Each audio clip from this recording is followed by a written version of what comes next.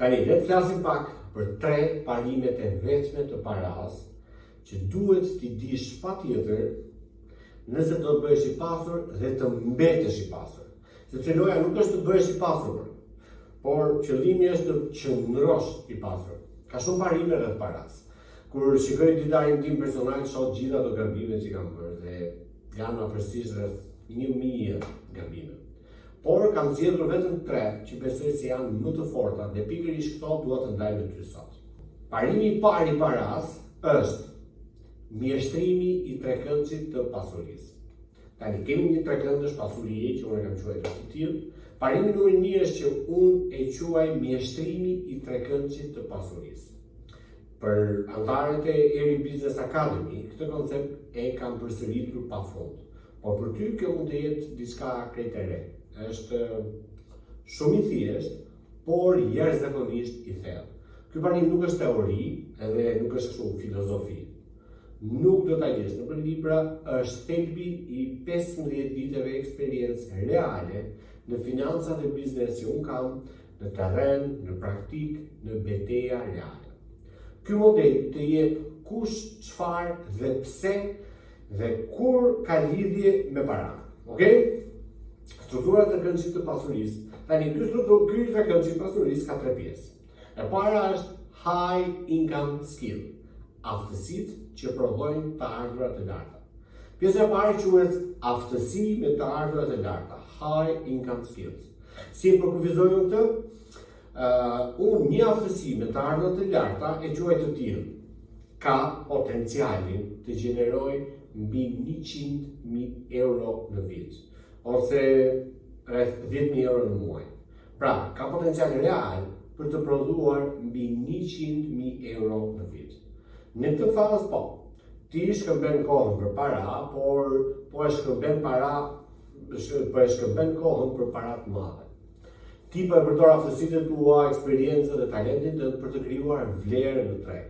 Dhe tregu të paguar për këtë. Pra, po shet kohën tënde, por për vlerë të lartë. Shembull, për shembull, copywriting në nivel të lartë, konsulencë, menaxhimi i rrjeteve sociale. Kam një mirë për shembull që është konsulent financiar dhe ai fiton mbi 100.000 euro në vit. Dhe kjo është aftësi me të ardhurat e larta. Çfarëdo lloj aftësie që po mendon tani, nëse ka potencialin të prodhojë këto shifra, hyn te kjo kategori. Tani pse është e rëndësishme kjo? Sepse aftësitë me të ardhurat e larta ty të japin të ardhura, komoditet, stabilitet. Ato janë baza e trekëndshit të pasurisë. 2. Scalable business, biznes i shkallëzueshëm. Pjesa e dytë quhet biznes i shkallëzueshëm. Çfarë do të thotë kjo? Një biznes që mund të rritet pa shumë infrastrukturë, pa shumë staf, pa shumë shpenzime fikse. A është restoranti scalable business? Pra, a është restoranti biznesi shkallëzueshëm? Jo! Sepse sa herë që do të hapësh një restorant tjetër, të duhet qera e re, të duhet investimi i madh, rinovime, staf i ri. Ndoshta është biznesi online, ndoshta është e-commerce, por duhet të jetë diçka që rritet pa rritur proporcionalisht kostot. Pra, dhe njerë ka thënë, është një biznes që rritet, shkon lart, por pa rritur proporcionalisht kostot. Pra, unë dyfishoj kostot, më rritet dyfish biznesi. No, unë du paka shumë t'rin kostot njësoj edhe më rritet biznesi. Kjo është scalable. Tani pse është i rëndësishëm biznesi scalable, i shkallëzueshëm? E para, sepse aftësitë me të ardhurat e larta, ty të japi të ardhura. Biznesi i shkallëzueshëm të jep cash flow. Cash flow. Kjo është arsyeja pse ky është hapi i dytë. I biznes scalable. E treta, investim me kthim të lartë. High return investment. Pjesa e tretë quhet investime me kthim të lartë. Si e përkufizojmë këtë? Një investim që gjeneron minimumi 10% kthim vjetor. Vit pas viti. Jo vetëm një herë, jo këtë vit, por çdo vit. Këto investime nuk janë për të ardhura mujore, janë për të ndërtuar atë networthin tënd, pasurinë tënde. Tani pse tregon që i pasurisë është kaq i fuqishëm? Ja pse ky model është i thellë. Aftësitë me të ardhurat të larta, ti i bën parat, ti prodhon para. Biznesi i shkallëzueshëm, sistemet, njerëzit bëjnë parat për ty. Yes, biznes i shkallëzueshëm. Treta, investimet me kthim të lartë, paraja bën para për ty. Tre mekanizma krejtësisht të ndryshëm. Gabimi më i madh që bëjnë njerëzit, shumë njerëz më pyesin: çfarë biznesi duhet hap? Çfarë biznesi duhet hap? Ku duhet të investoj? Ky model i përgjigjet të gjitha këtyre pyetjeve, sepse je në fillim edhe pyet: çfarë biznesi duhet hap? Përgjigjja ime është asnjë. Kur më pyesin, shiko, çfarë biznesi duhet hap, dhe mos hap asnjë biznes. No, mos hap biznes pa aftësi, pa eksperiencë, pa njohuri reale biznesi. Hapi parë është gjithmonë zhvillo aftësinë në të ardhurat të larta. Pra, atë high income skill-in. Bëje 10.000 euro në muaj. Së pari, shkëmbe kohën për para. Nuk ka asgjë të keq, është okay. Vetëm kujdes. Ta thashëm? Shkëmbe kohën për big money, për para të mëdha, sepse kjo na jep stabilitet. Problemi është se shumica e sipërmarrësve nuk kanë aftësi me të ardhurat të larta. Ata thjesht hidhen me kokë në diçka që ata mendojnë se është biznesi i shkallëzueshëm dhe fusin të gjitha kursimet e jetës aty. Këtë e shikoj shpesh në rrethin e këtyre tregtarëve. Unë nuk di asgjë për biznesin, më erdhi kjo ideja fantastike, kam hipotekuar shtëpinë, kam futur gjithçka që kam marrë borxh nga familja dhe nga miqt, dhe tani kam një restorant luksos, po që nuk shkel njeri. Ku gjetë ca investitor? Çfarë ndodh në biznes? E një gjë që ka ndodhur edhe në karrierën time gjatë gjithë këtyre viteve. A ka ulje biznesi? Ka. Po cash flow ndryshon? Yes. Disa vite tjetër shumë të mirë, disa jo. Po shumë herët, që në të 30-ave unë kuptova këtë gjë. Kam bërë investime, biznese të reja pa lidhje fare. Bullshit. Kam rrethet biznese që unë i thoja është profit center i mirë. Komplet bullshit. Sepse vetëm hanin kohën, vdiknin energjit, lekët, totalisht të ura. Mendoja se dija internet marketing, por realitetin më mësoj totalisht ndryshe. I humba të gjitha. Por ja çfarë ishte ndryshe. Aftësitë e mia me të ardhurat të larta ishin të qëndrueshme çdo vit. Ato ishin baza ime. Pra, edhe kur humbisja para në investime biznesi, e tia gjithmonë kush po mësim në para. Vetja ime. Tani po ta tregoj me një grafik. Tani, biznesi dihet si është vit pas viti, biznesi, cash flow. Ama, unë kuptova këtë gjë, që edhe të biznesi po luhaste, disa vite mirë, disa vite keq, unë kisha diçka që aftësitë e mia po rriteshin. Pra, biznesi po pësonte ato uljet e ngritje, kurse aftësitë e mia vetëm rriteshin. Dhe i kisha aftësi të qëndrueshme. Prandaj nuk i kam ndalur kur zhvillimin e aftësive të mia me të ardhurat e larta. Pra, ai kam skill, edhe ndërsa ndërtoja biznesin tim të shkallëzueshëm. Për shembull, kur dal në skenë, për të bërë një fjalim, një gjë unë marr 1.000 euro.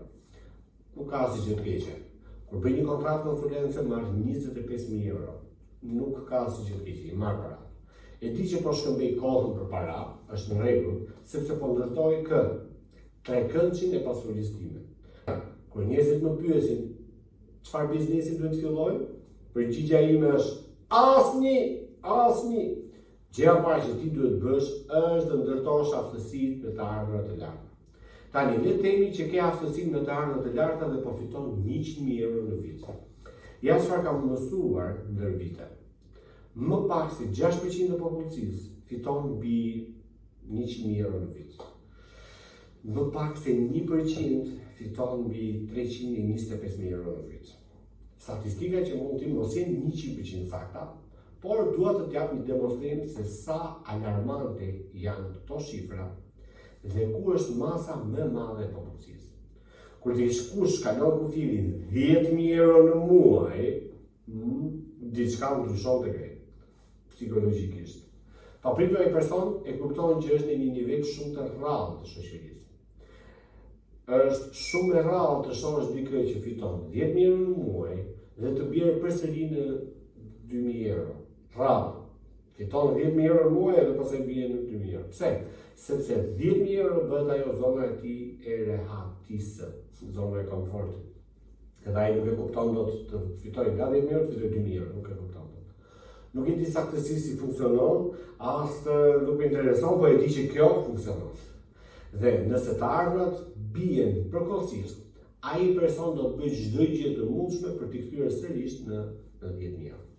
Kur dikush ka një aftësi me të ardhurat të larta, kjo më tregon shumë gjëra për ta. E para, me shumë gjasa është shumë i mirë me njerëzit. Ka etikë të fortë pune, është i aftë në shqitje, po krijon vlerë reale në treg. Përndryshe nuk do të ishte duke bërë 10.000 euro në muaj. Dhe kur i ke këto cilësi, kalimi drejt një biznesi të shkallëzueshëm ka shumë më tepër kuptim. Rreziku ulet ndjeshëm. Ndryshe nga skenari nuk di asgjë për biznesin, e urrej punën time, kam 20 vjet në korporat, do ha biznesin tim, nuk kjo është arsyeja pse njerëzit dështojnë, sepse nuk kanë aftësi me të ardhurat të larta. Le të themi se ke punuar me social media, je social media manager, ke punuar me e-commerce, ke klientët e tu, i ndihmon me rrjetet sociale, u sjell trafik në website, bën të gjitha këto dhe tani po fiton 10.000 euro në muaj. Ajo në muaj dhe këtu? Pa pritur të thua, po shoh një mundësi këtu, ndoshta ka një produkt që më çeston online. Mund të përdor social media dhe Facebook për t'i sjell trafik. Në momentin që nis këtë, ti tashmë e ke aftësinë, e ke bazën dhe ja, koncepti shkruaje këtë, ndërto mbi suksesin tënd, po jo nga zero. Jo nga zero, jo nga asgjëja, nga diçka që tashmë funksionon. Tani e di që çfarë duhet. Merr atë që di dhe thjesht e bën për veten tënde në kohën e lirë, okay? Kemi këtu bashkë? Pra, fillon ta bësh për veten. Dhe kjo rritet. Atëherë, kur duhet investohesh në diçka tjetër? Kur biznesi yt i shkallëzueshëm fiton aq shumë para sa nuk di më çfarë të bësh me to. Atëherë investon. Nuk investon kur je ende me zipër e dal, jam survival mode, po fitoj disa mira edhe ja çfarë do zakonisht. Një person ka një punë dhe fiton 2.500 euro në muaj. Okay? Shef aty në njoftim, dikush thot, bli pasuri të paluajtshme, pa para fillestare. Ai thot, wow, kjo që ka një ide brillante. Ping! Bright, shiny object. Objektet është ndryshme. Kjo të më gjerë nga puna, të më gjerë nga kjo rrota e mirës, Robert Kiyosaki, kush e ka lexuar. Bler kursin 69.95 euro.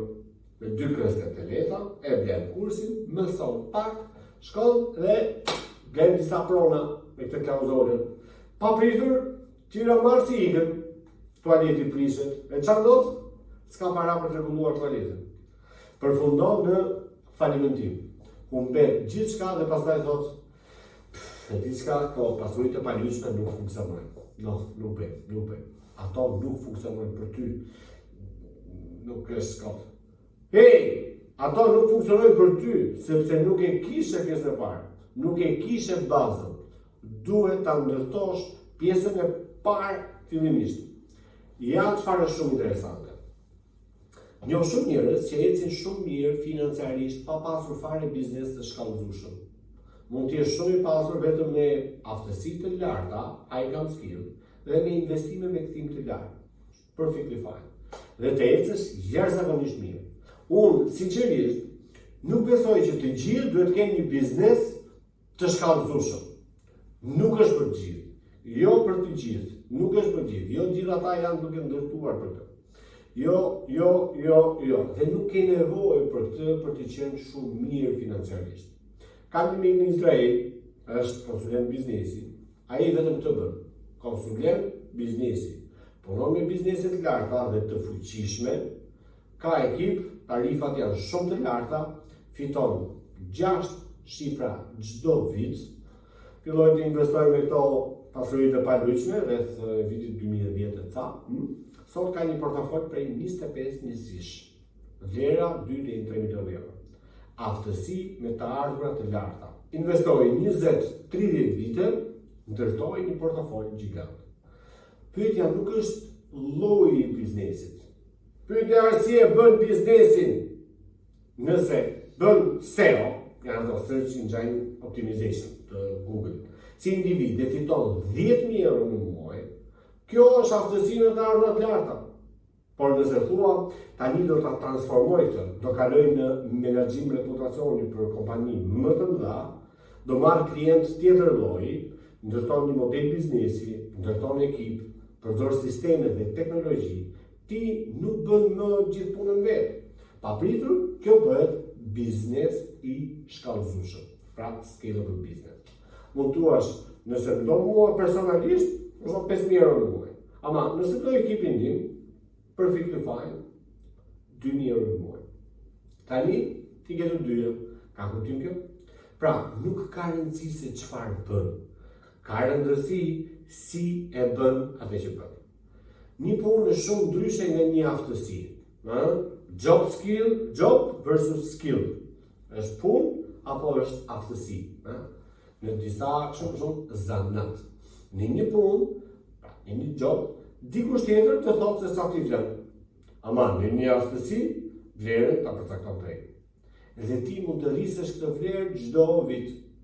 Nuk më intereson nëse është 5%, 10%, viti kaluar 100k, këtë vit 110k, pastaj shkon 120k. Ti vazhdon të rritësh vlerën tënde. Dhe një shembull i fundit, disa më thonë, po ky network marketing, a është biznes i shkallëzueshëm?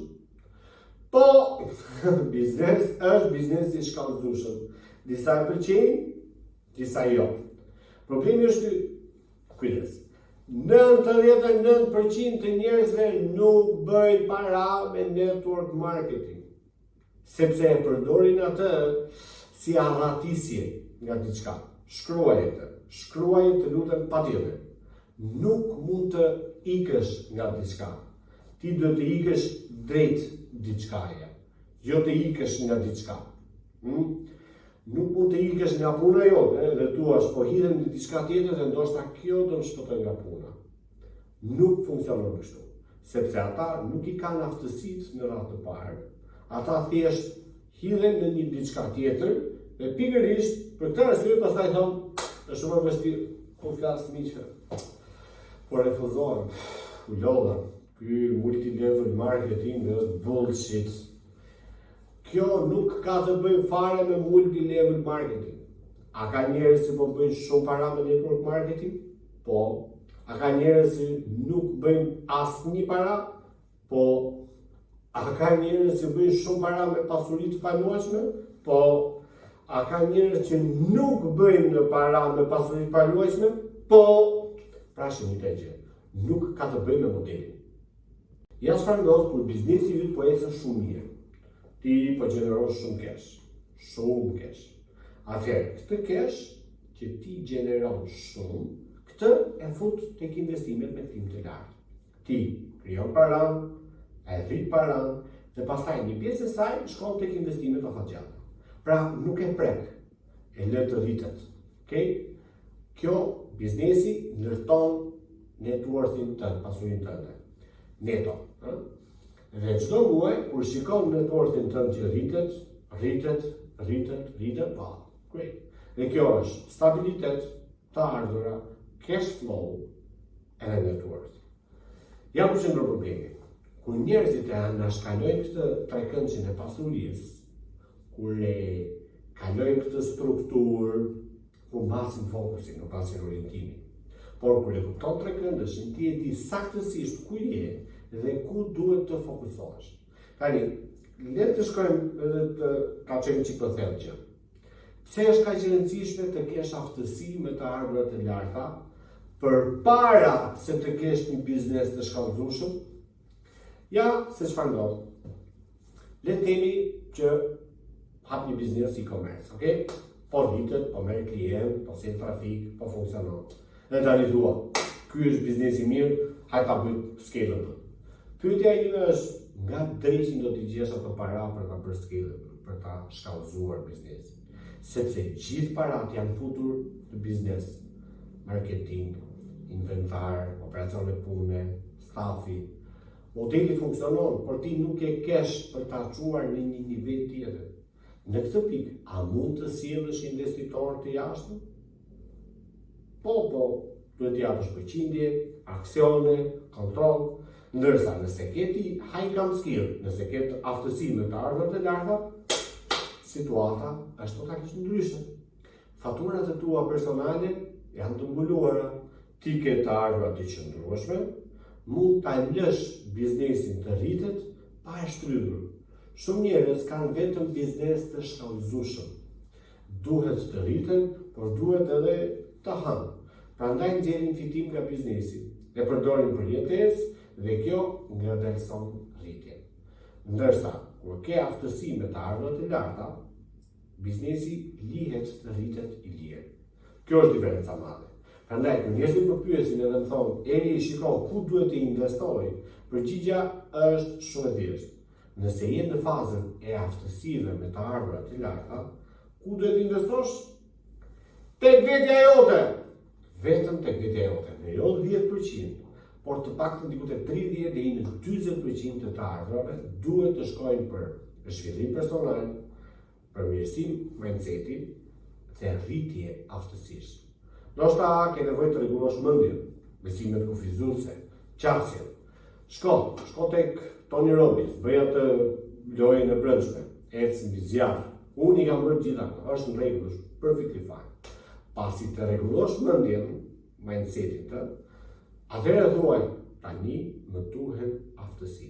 Më duhet një set aftësish. Okej? Lexoj librin që do të sugjeroj unë në privat. Komentoj më poshtë atë do të sugjeroj një libër, që është jashtëzakonisht shumë i fortë. Puno me një coach, puno me coachin tënd. Shko në workshop. Bëj çfarëdo që duhet për të rritur aftësitë e tua. Tani, kur ti ke një biznes të shkallëzueshëm, ku duhet investosh? Tek ekipi. Nëse ke biznes, por po ta them shumë qartë, investimi me kthimin më të lartë në biznes është marketingu. Marketingu jep kthimin më të madh. Çfarë lloj investimi ekziston ku fut 1 euro, dhe nëse ke një biznes të shkallëzueshëm, po konverton dhe po funksionon, mund të nxjerrësh 200-300% kthim. Në tregun e aksioneve, kjo do të ishte kriminale. Por në biznes, a është e zakonshme kjo gjë? Po patjetër. Shpenzon pak para, ndoshta edhe 500 euro në marketing dhe mbyll një shitje 10.000 euro. A është e mundur? Po. A ekzistojnë këto lloj kthimesh? Po. Atëherë, pse do t'i fusje parat në ndonjë fond investimi që jep 8%? Nuk ka asnjë lloj kuptimi. Dhe kush ka më shumë kontroll, ti mbi biznesin tënd apo fondi i investimit? Përgjigjja patjetër është e qartë. Tash, nëse je në fazën e biznesit të shkallëzueshëm, bëje shumë të thjeshtë. Merr fitimin dhe fute sërish në biznes. Marketing, njerëz më të mirë, ekip më të fortë. Shtyje fort, rritet, lëre të ecë, lëre të rritet. Dhe në të njëjtën kohë, vazhdo të punosh me veten dhe aftësitë tua. Prandaj, sa herë njerëzit vinë ku dhe më thonë, kam 10.000 euro për të investuar, çfarë të bëj? Unë u them, shko në një seminar, përmirëso aftësitë e tua. Sepse fakti që po më pyet çfarë të bësh me 10.000 euro, më tregon një gjë shumë të qartë. Nuk e di ku të investosh, dhe më shumë gjasa nuk ke atë high income skillin, atë aftësi me të ardhurat e larta. Gjëja më e keqe që mund bësh është, do bëj një aksion, do bëj këtë aksionin, nuk ka të bëj fare me këtë. Unë nuk do të jap këshilla për aksione. Nuk ka rëndësi sepse është temë tjetër. Të vetmi që kalojnë një investim tek tjetri janë investitorët që nuk e dinë se çfarë po bëjnë. Prandaj sot me day trading, nesër bëni gjë tjetër, dje ishte diçka tjetër, statistikat janë të qarta. Rreth 90% u mbasin para. Unë e di këtë shumë mirë. Nga 10 investime, as 2 nuk bëjnë para.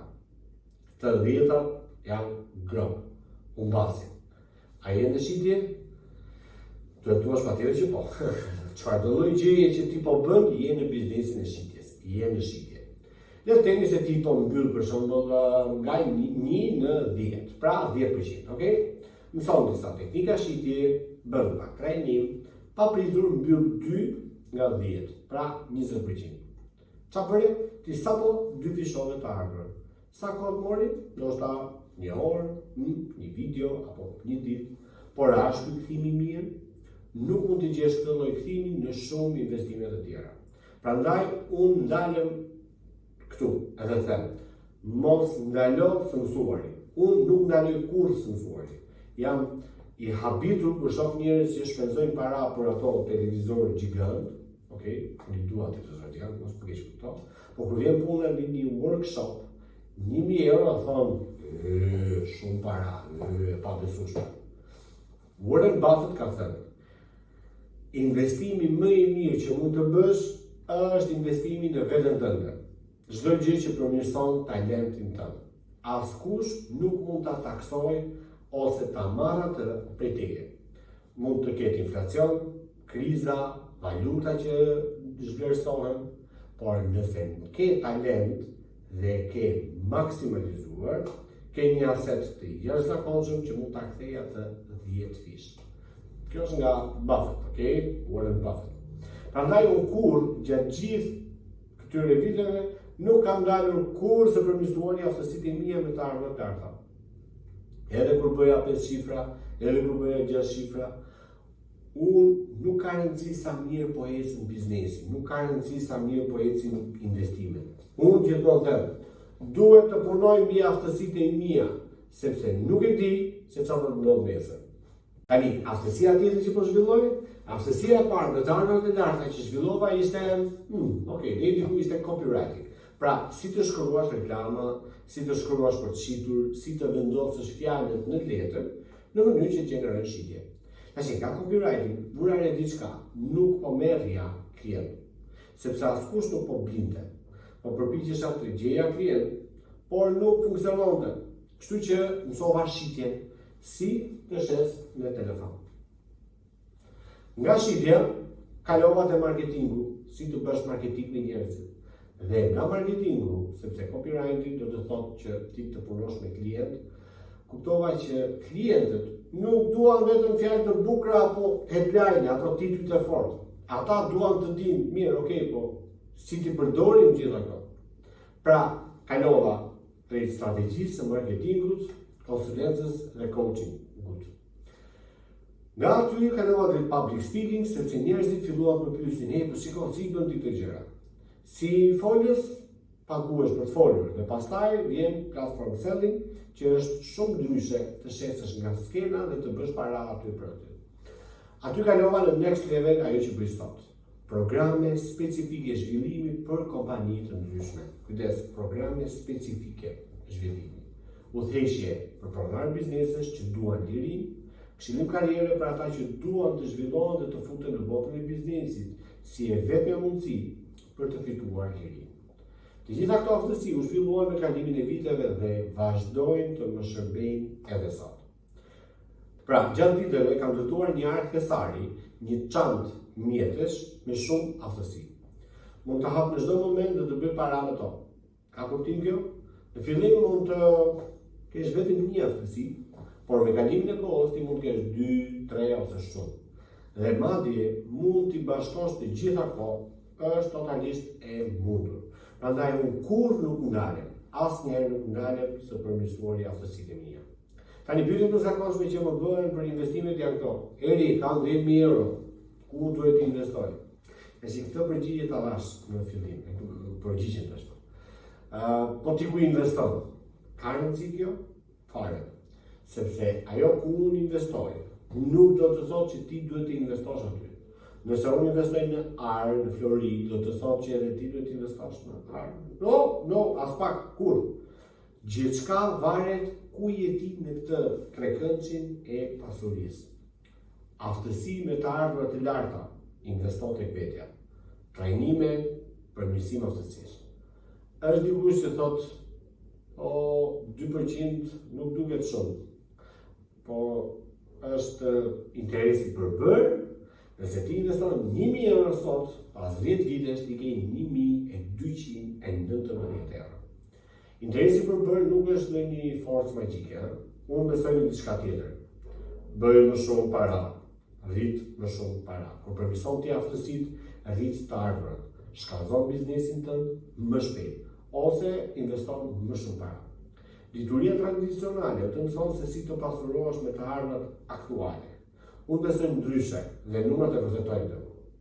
Nëse arrin të rrisësh të ardhurat në 120.000 euro në vit, pra diku te 10.000 euro në muaj, mund të ndërtosh net worth prej 1 milion euro, pa llogaritur këto shtëpinë e makinën, brenda 7 deri në 15 vite.